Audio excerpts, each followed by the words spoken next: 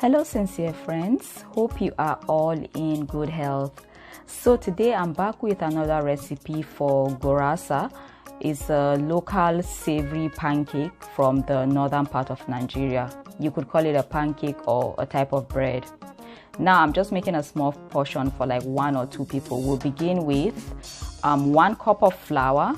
Then we have 1 tablespoon sugar, half teaspoon salt, and then 1 teaspoon yeast mixed in that. Then I also have some yajis, basically pepper. Then I also have some Kuli-kuli. I'll put a link at the end of this video. Please watch that video and also check the description if you want more information on Kuli-kuli, that spice peanut snack. That's just some vegetable oil with some onions fried in it. Then I have some chopped tomatoes, onions, chilies. Then I also have some potash. In Hausa it's called kanwa. I just mixed it with some water. We'll need it when we put it on the stove. Then I also have like 1 cup of water. You might need about 3/4 of that. So just go ahead and pour in the sugar, salt, and yeast mix. Make sure you stir it well. I haven't activated this yeast, but the water I have is warm, so it's just going to do the trick and activate the yeast. So you can go ahead and pour that in little increments or at once. Now if you use 1 cup of flour, I would advise you use about 3/4 of cup of water in order to get the right consistency. Now I put in 1 cup and then I got this consistency. I realized it was a bit loose, so I just went ahead and just added like a handful of flour and then mix it again to get the consistency I was looking for. So this is what this is the consistency I'm looking for. That looks perfect. All right, now the next thing we need to do is this. Just cover it up and put it in a warm space for about 20 to 30 minutes for the yeast to activate and rise a bit. And this is what it looks like after about 30 minutes or so in a warm place. You can see the bubbles, the yeast has activated. All right, next up we are going to go to the stove top. Have a hot pan.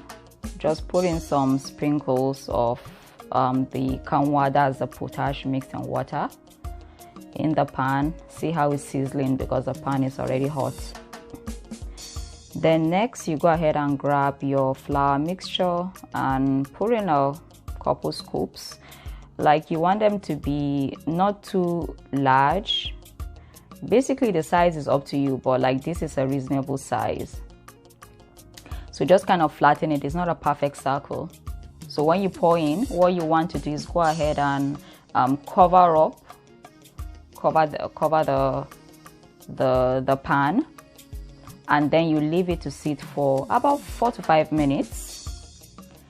Then once the bottom is a bit hard, then you can go ahead and flip it. So this is what it looks like at the bottom. Then you want the other side too to cook for about 3 to 4 minutes, and you can check that. I left it to cook for a bit longer because you want the dough to be cooked through. So this is kind of what I have when it's done, and then I went ahead to put the rest of the batch, and then I just did 2 at once, and this is what it looks like. No stove, by the way, sorry, no oven. This is oven free. Just do it on the stove top. Now this is hot. I just cut into it so you kind of see what it looks like. It's a bit chewy, and you can just go ahead and start the presentation to give it that finish. So the oil that I fried the onions in, you just go ahead and kind of sprinkle a bit. You want to give it that oniony flavor with a little bit of the oil. Then you go ahead and add the Kuli-kuli that has been pounded already. So the Kuli-kuli is basically from peanuts, so it has this nutty flavor, and then it already has some spices in it too, a little bit of salt.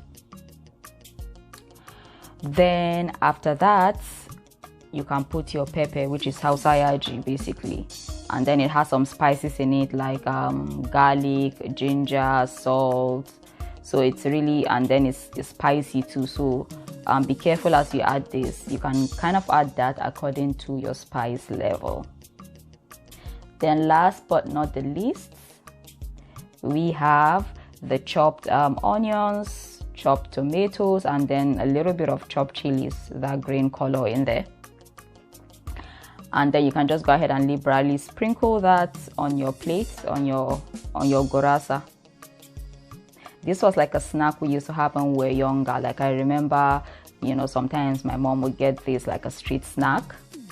And yeah, we always look forward to eating stuff like that. Like, you know, when your mom comes home and you're like, oh, Nigerians will identify with this.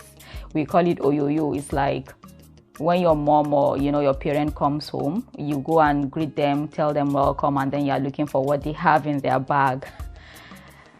All right, so this is what it looks like. To eat it, you just grab like a piece like that and then get a bit of, you know, a bit of everything. And it just has that, just the mix, you know, so it's like that doughy bread flavor, but then it's not like a sweet type of bread. And then it has that nuttiness, that saltiness, that spiciness, the freshness and the crispness from the tomatoes, the onions, and the chilies.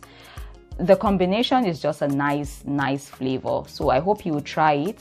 Thank you very much for watching, and I'll see you in my next video. Bye.